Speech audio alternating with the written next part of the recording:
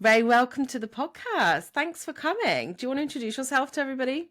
Yeah, great. It's really nice to be here.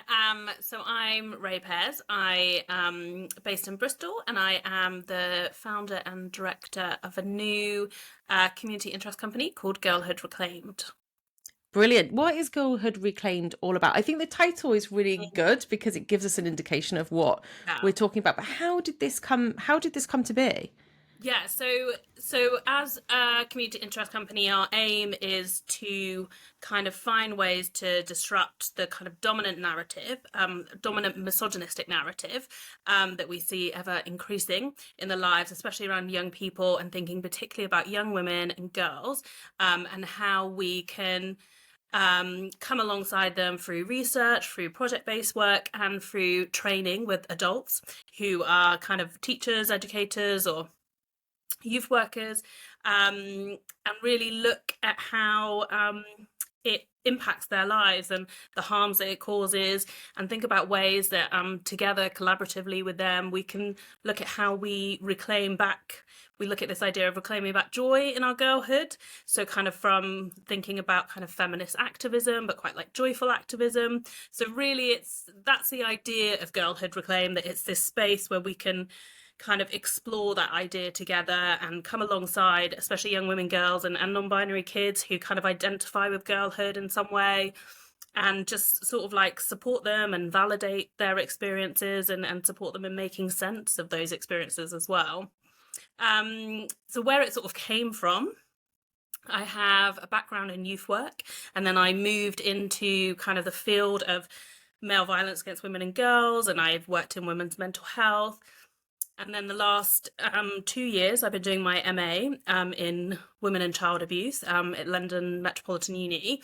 And the research that I did really for my dissertation was kind of really inspired this. I really wanted to think about, we hear so much about the rise of misogyny and sexism and sexual harassment in schools and peer on peer abuse. And I just kind of kept thinking about the girls I used to work with and young women and girls now, and what impact is this having on them? How is it showing up in their lives? How is it impacting their relationship with their safety in particular?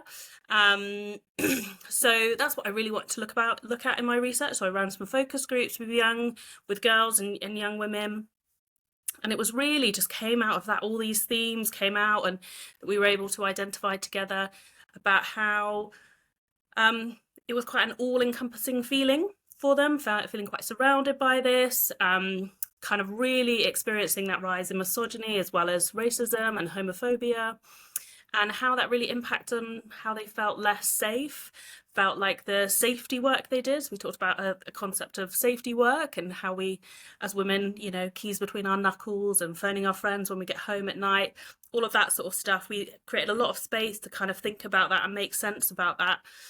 Yeah, make sense of it. And yeah, I think it really identified this kind of feeling of it being quite like inevitable. And it's just so sad. And I just thought, actually, I want to do more around this. I want to come alongside kind of young women and girls, and think with them and help them make sense of this. But also there is like quite a spark of resistance in them as well. I think there's this real like engagement with feminist activism, whether it's what they've seen for the Me Too movement or other stuff on their social media, and how we can make space for quite a joyful interaction with that as well. So yeah, that's sort of where I was at when I finished my MA, and I just thought, oh, I'm just not finished with this yet. And so that's how kind of Girlhood Reclaimed was like came to be, really. And it's such a shame that it's needed, right? But it is needed. It's so needed. I think we are, International Women's Day is coming up. We're on the cusp of that. Yeah. And this is where we start to see the conversations about, do we even need this? And, someone was talking about the other day about, they were going to be doing a talk, and then, the bloke who was going to hire her sort of said, actually, I'm going to do it, and it's like, what do you even talk about now that all of these things have been solved? And I think there's this idea that we don't have any of these issues at all anymore. And then on the other flip side of it, we're seeing the stats that violence against women and girls is on the rise. There's all sorts of stuff happening in other countries where, our rights are being stripped away in countries where we wouldn't expect it. And we think that's not far, like close to home, but it's very close to home. And I think it's just, as an observer, it's very frustrating. I've got a 10-year-old daughter, not that that should make a difference in, wanting women and girls to be safe all the time. But I think it does make you think about it more. You think about, like, what kind of world are we bringing her into, and have things changed for me, and how have they changed for me as I get older? We're constantly thinking about this stuff, so I think it's really fascinating. What are you seeing, like, different things coming up for them now with, like, when I was growing up, and you're probably sort of young enough to maybe to have had a phone when you were younger, but it didn't exist for me. I probably got my first phone when I was maybe 18, Yeah. maybe even older. But and I'm aging myself, but that's fine. My daughter at 10 is having to think about, like, social media accounts, Yeah. and I'm having to explain to her why she can't have that yet, why that's not open to her, and talking to her about safety measures and things that I don't actually have to understand. I have to Google stuff. No. Yeah. How is that changing the landscape for girls these now? How is that, or those that have been Yeah. socialized as a girl? Yeah, I think absolutely massively. I mean, it's something that I really want to understand more, and am like starting to delve more into understanding from like feminist academics who are really looking quite a lot at this and the impacts of like AI and all of this stuff, and kind of yeah, kind of all of that stuff. I think there's a whole range on stuff there that's really, really difficult. What I particularly found in the research in terms of social media and phones that I found really interesting was it's sort of like, two sides of the same coin. Like, in one way, their engagement with online was like, could be very empowering. And they mentioned the Me Too movement. They talked about the bear versus the man in the woods kind of social, that thing that came on social media a while ago, Mm, woods with a man or a bear, and seeing all these women say bear, and they're just like, it's like very educating, and it gives them language, it gives them like an understanding of kind of sexual violence and domestic violence and all of those sort of things that I think has been really empowering and is breaking some of those silences. The flip side is that they would say the man versus the bear, and they're like all of these comments then from men like just not understanding it, and they're just like, or just how sad it was. There was all these women saying, I choose a bear over a man. And like, what does that say? What is that saying to us? yeah. And it's kind of what they're then carrying, and then what they're witnessing in comments that was quite very violent from kind of male users. And yeah, so I think all of that sort of interaction is happening. So there's this really great stuff that they're engaging with, and kind of communities online, and it can feel quite empowering. But I think the other side is that it really added to this feeling of inevitability. And it wasn't just online, it is offline. In that offline world, it just kind of, they can see it coming through. And obviously people like Andrew Tate were mentioned, and those sort of things, and seeing misogyny come on through into lives of kind of their male peers, whilst also again recognizing that it's systemic issue, and seeing the much broader, bigger picture as well. So I think that's what yeah, that's kind of what I've been thinking about quite a lot, is that thing of actually social media could be this incredible place to engage collectively with other people, but the flip side of it is just kind of adds to that feeling of it's everywhere. Mm.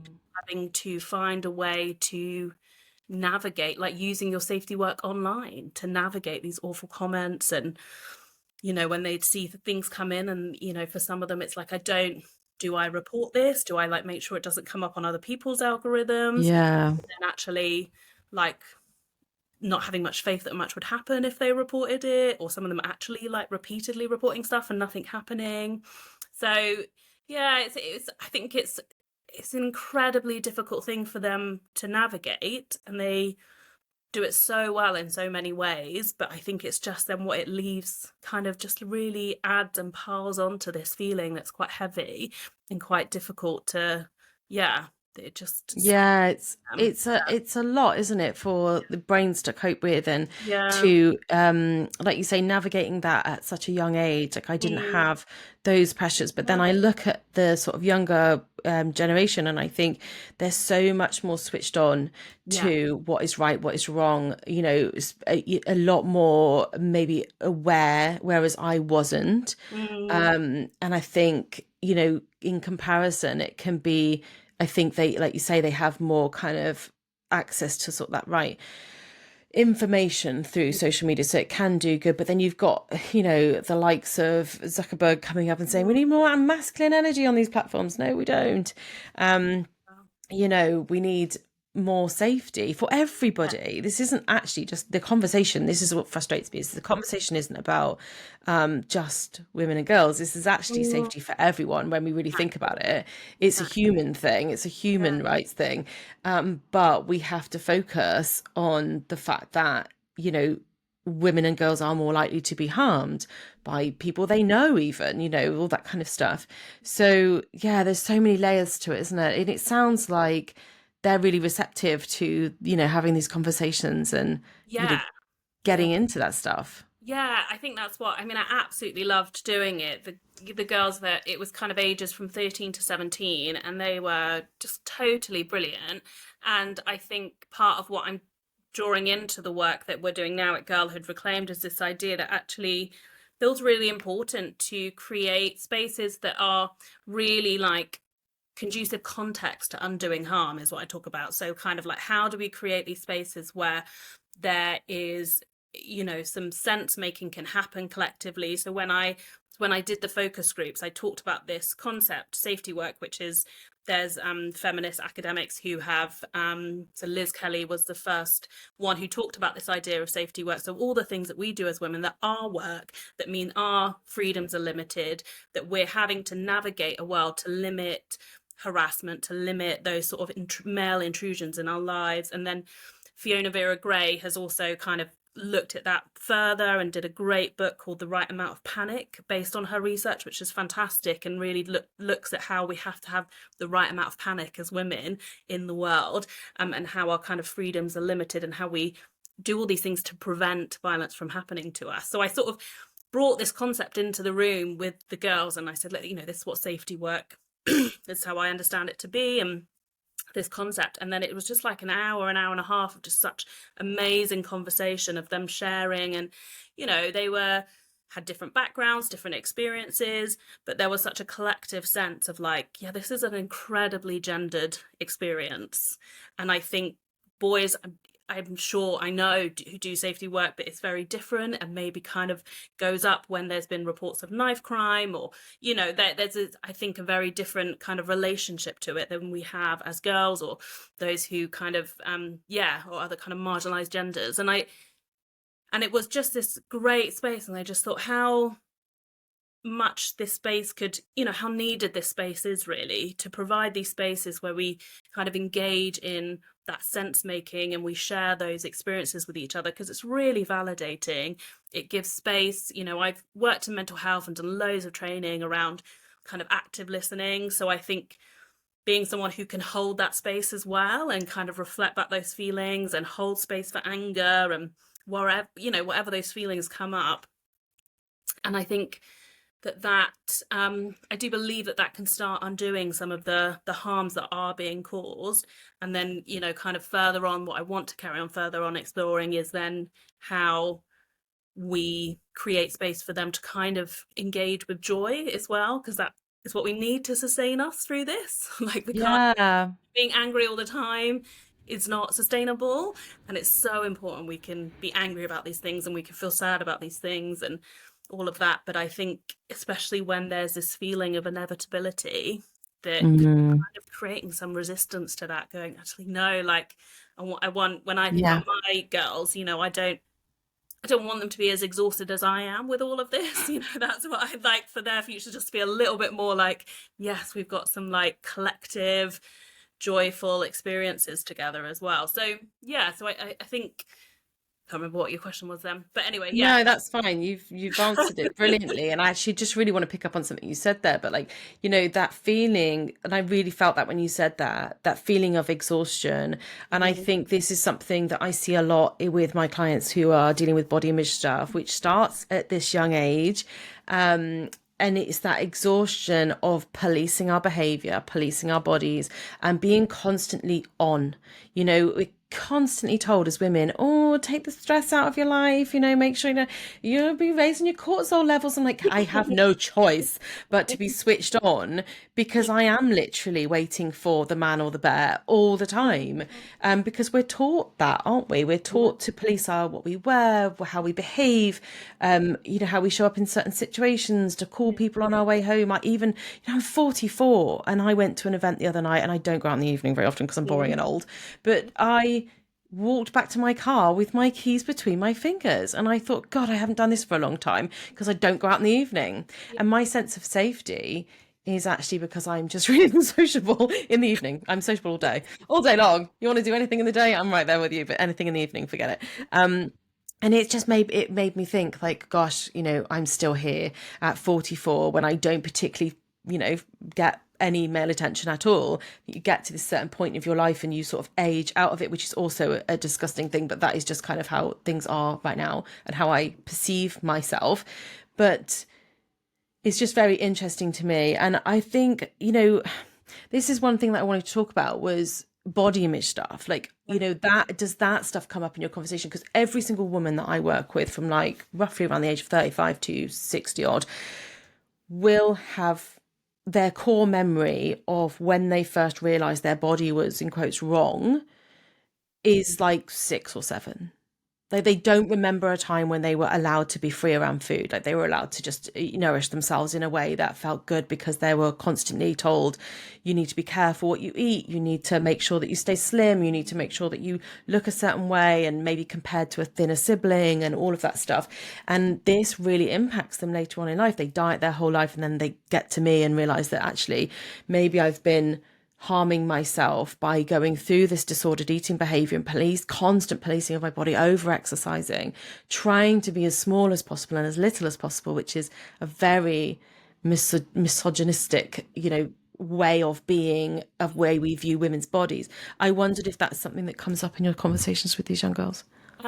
It hasn't yet. I absolutely imagine that it will. I think, sadly, I think really the only thing it came up in the research was one girl just going, it doesn't really, like, not really believing that it matters how you, like, if you're like quote unquote pretty, like that actually it's going to happen to all of you, regardless of what you're wearing, regardless of any of that sort of stuff.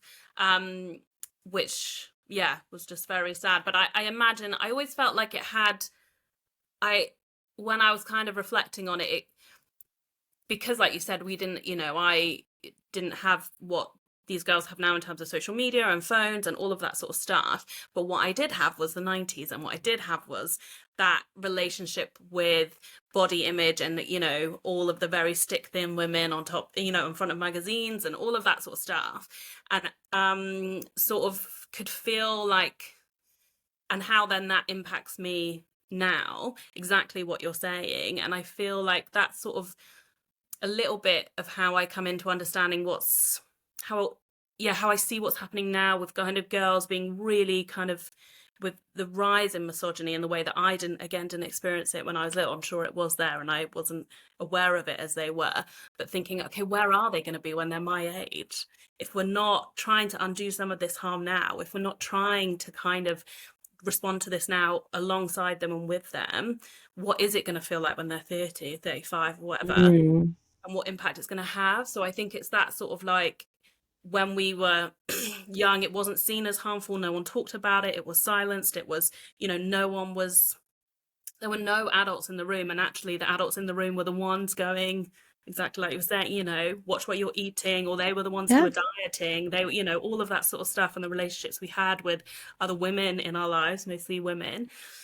So kind of really wanting to be an adult that's in the room going, Yeah. this stuff is not okay. Like, let's Yeah. really validate like what you're experiencing, and kind of support you so that harm is being undone now, rather than just leaving you to you're in your 30s to deal with it all then. So Yeah.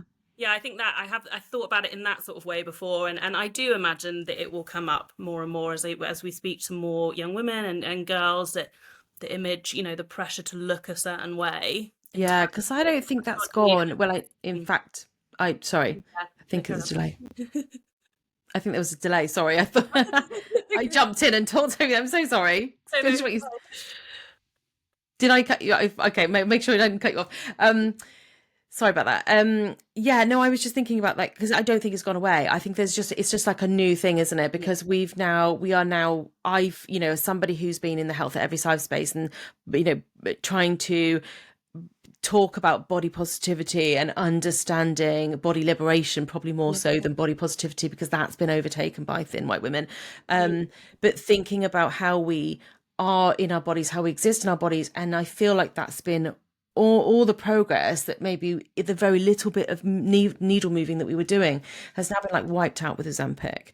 yeah, And we're now living in we've got another battle on our hands. I thought it was bad enough when we had Special K being yeah. pushed on us That was and a awful. magazine. I know, and all the magazines everywhere. And I remember, my mum wasn't even a particular dieter, but I remember her doing all this stuff.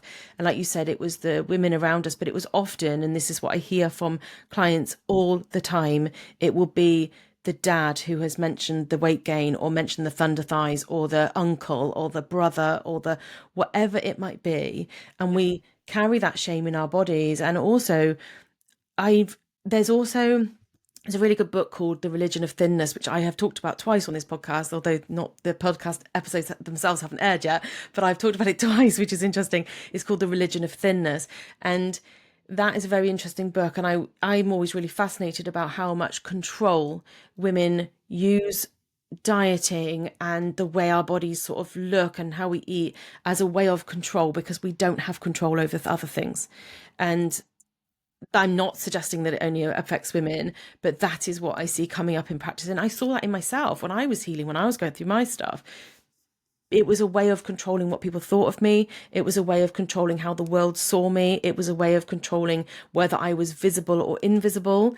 And that includes gaining weight too. And, wanting to be invisible to the male gaze, to all that, because of the things you're talking about, sexual violence and all of that stuff. So I find the whole topic utterly fascinating.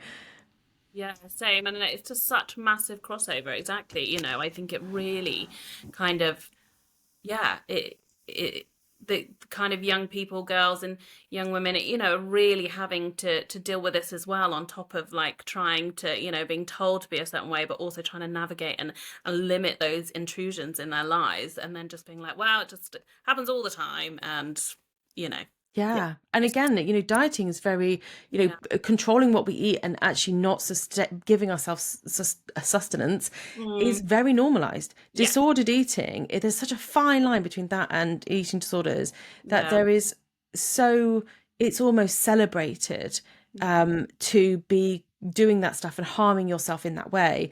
And that is another, layer of it, isn't it? There's another yeah, layer of that. It's like, whenever I have, I remember being on a very strict diet and, losing lots of weight, and I was celebrated. No one ever asked me if I was sleeping, whether I was eating enough, what I was existing on, how, my love life was, or anything else like that. Nobody was asking me how I was mentally. It was just, wow, aren't you thin?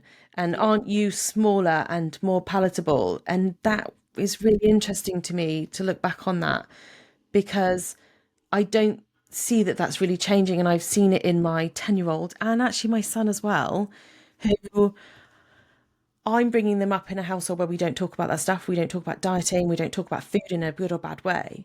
But my daughter has at times, there's one vivid memory I have of her, like maybe last year or maybe the year before, coming downstairs with a black bin liner of clothes going, I don't want these anymore. And I'm like, hang on, some of these we've just bought. And she's like, yeah, but I don't have the right body to wear them. My body's not the right shape. And I was like, oh my gosh, like I failed. Like I'm a body image coach. Like I do this stuff and I can't, but for some reason, and of course we talked about it and we got through it, but it's so hard. And my son, who is 7, has been obsessed with having a six pack for a very long time.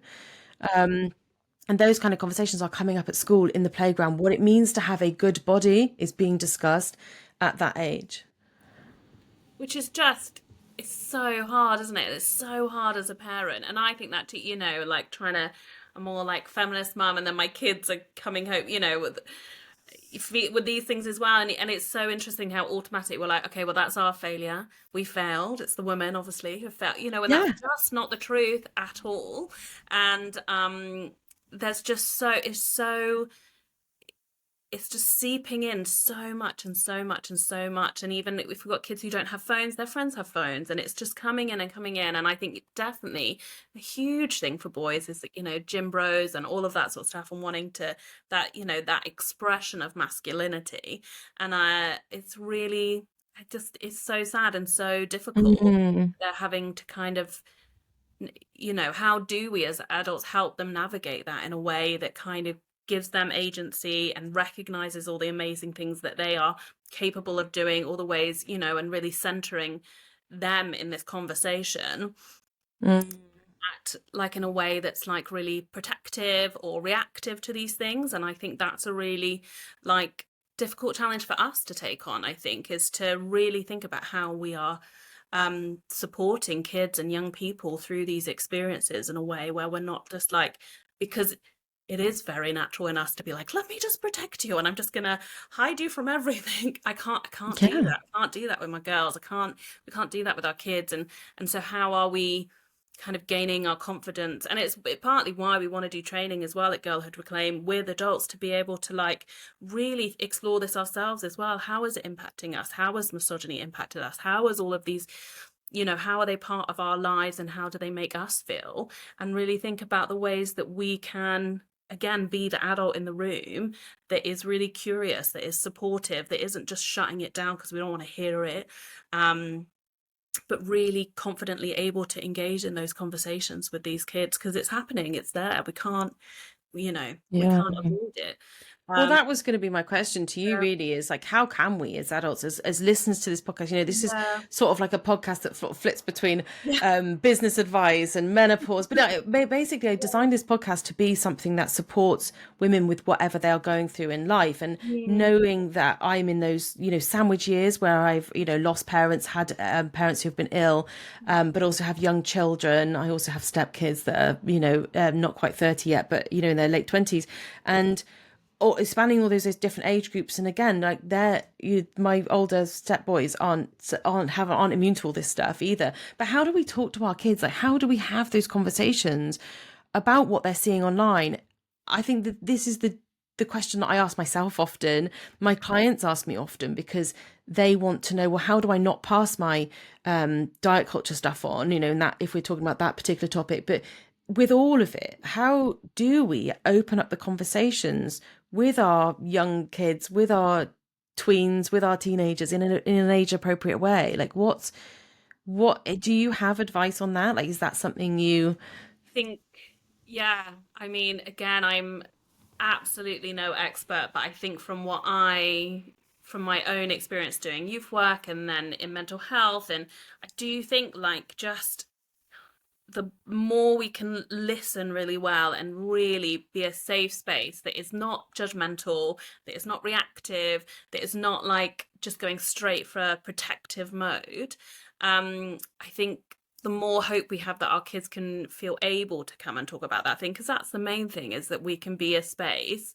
or that they can have trusted adults in their lives who they know, I can go and talk about this, and it's not going to be like, right, taking Snapchat off your phone or whatever, like that actually kind of really, I think for me, that's always the starting point, and the point I try with my own, I have 3 teen daughters, and try and just be like, actually, just let them talk, give them space to talk. And because I think also when they do, I'm like, oh yeah, you know a lot about this, they often know more than we give them credit for, and have a lot to say about these things that I think are really important for us to hear.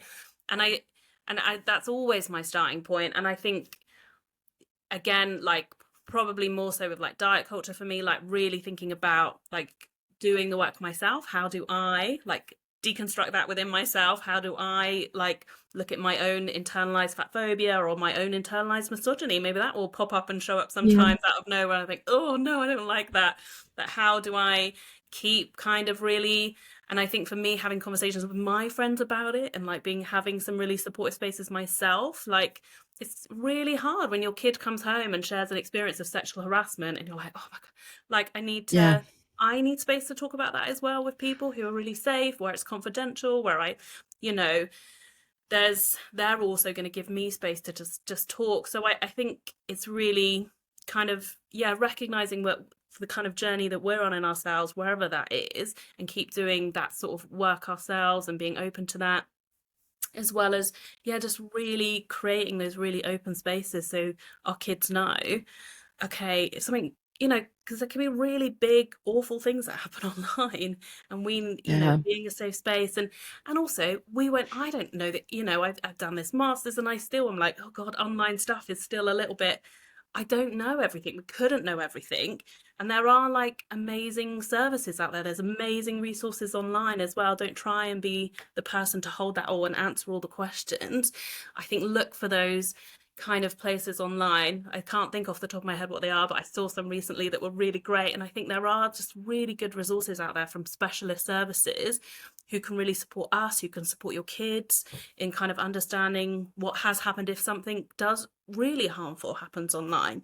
But I think for those kind of normal kind of conversations about how misogyny is normalized, how diet culture is normalized, just providing that space to listen, I think feels really important. And there was my last training session I did when my previous job running the helpline, and I train volunteers, so it's all women. And we do a lot of training that looked at themes of sexual violence and domestic abuse and all of that. But we trained in active listening skills. And then one of the women is a mum, and she kind of came back one week and she was like, I just had this amazing moment with my like 7 or 8 year old. And I just had this awful experience at school with a kid. And he just sat down and I just listened. And she said, I have never had a conversation like that with my kid before. And I used my listening skills. And I just thought that was such a like wonderful example. It feels like a very simple thing to say, but actually it's really powerful, I think.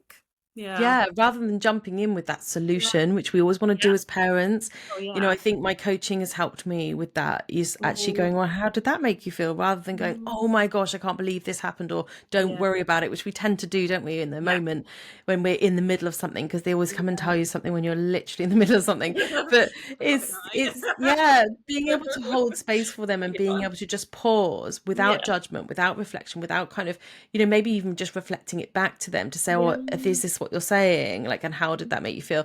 And having those conversations also allows space for emotions as well. I'm very keen with that with the boys, Yeah. having 3 boys between us, between me and my husband, making sure that they have got space just to let Yeah. it fall out into the air and let it be said, Yeah. rather than thinking that it's going to come with a loaded judgment. And me and my husband joke about this because I'm always talking to him about, they don't care what it was like in your day. They're not interested in what they don't care that you've had to do this. That's not of importance to them right now, because they can't rationalize what's happening to them. They can't put themselves in your shoes in the 70s. You need to just meet them where they're at and just be Yeah. there for them. Yeah, yeah, absolutely. And I think what you said as well, a really good point of just being like, oh, it's okay, don't worry, like that, dismiss, like not to dismiss it either. Yeah. Like if they've had an experience of sexism or misogyny or some sort of like, and you just kind of think, oh, just ignore them, a silly comment, but actually, that's part of how it's so normalized. That's part of how these things don't get interrupted and don't get Yeah. sensitive.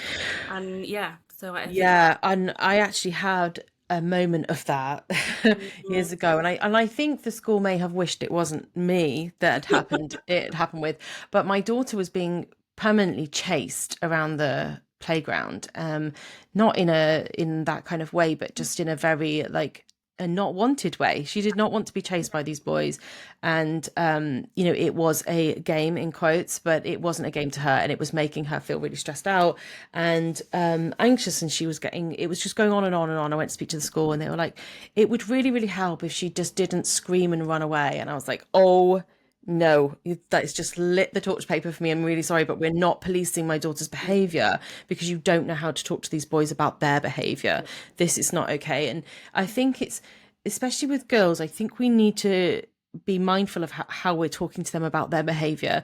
And even with silly, not silly little things, again, it's that internalized misogyny that comes out of my own mouth. Like you said, we've got to think about our own experiences. But when their behavior is seems silly to us, we have to remember that that's their whole world. They aren't thinking about what the mortgage payments are. They're not thinking about bigger things that are happening in the world because they don't actually know about them. Their whole entire world is whatever is happening to them right now. And if that's their friendship, if that's their latest WhatsApp group, if that's their TikTok account or whatever it might be, that is the biggest thing that's in their life. And when they come home and say, oh, this has happened and that's happened and there's been an argument about this, when we say, oh, don't be silly, just why do girls have to be like this? Or why can't you just all get on? And I think that's a conversation that happens a lot for girls. Why do you have to be so emotional about things? Why can't you just be more like the boys? And with those conversations we have over the top of their heads where, isn't it just so much simpler with the boys because they don't get into this drama? And it's very interesting about our own language, and I'm guilty of it. I literally just did it right then in the moment because I'm like trying to explain something, and it's so deeply ingrained in us. I think Yeah. I don't want us as adults to be constantly thinking we're getting it wrong, No. but to be very mindful of the fact that why did I just say that? Why Yeah. am I telling my daughter to be careful, but my son's running off down the road and he's jumping off a big high wall, and I'm like, oh gosh, boys will be boys. Yeah. Why are we having those conversations? Yeah, absolutely. And then that's what, in the focus groups, the girls talked about that when we talked about, how did you learn about safety work? Where did it come from? And it was, just the way that we treat girls and boys differently. So seeing that their brothers or male cousins or whoever are not told the same things that they are told when they leave the house. For instance, they're like, my brother can just leave. I get told, text me when you get there, give me, all of this stuff.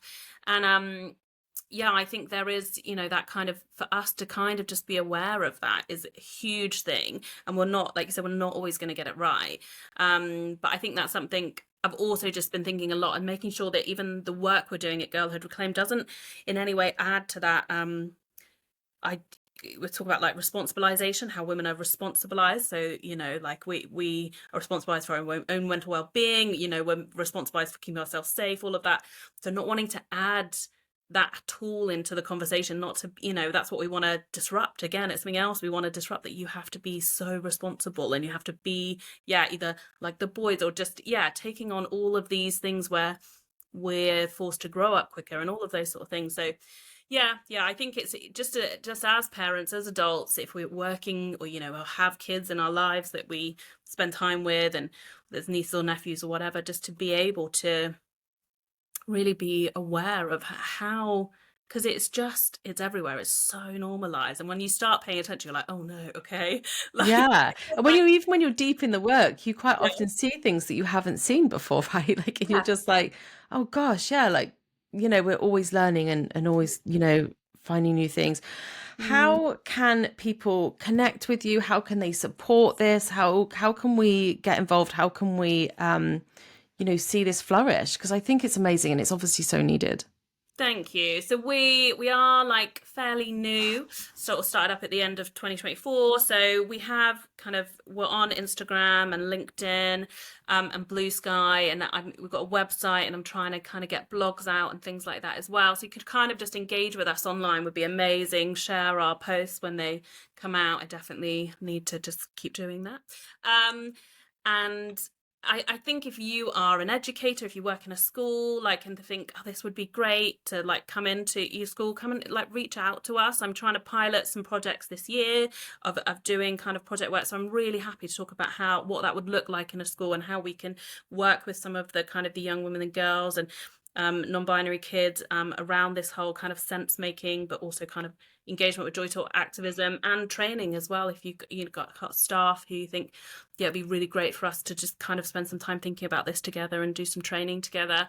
So just always, and kind of an artist as well. I'm always looking to kind of collaborate with artists as well on the project work. So just reach out if you want to know more. I'm always really happy to chat, and just to engage with us online would be really brilliant too.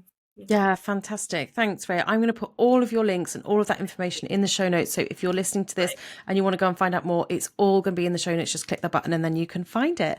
Ray, thank you so much. I have loved this conversation. Obviously, wish we didn't have to have this conversation, but I have loved this Yeah. conversation. It's great chatting with you. Thank you. It's been great. Thanks.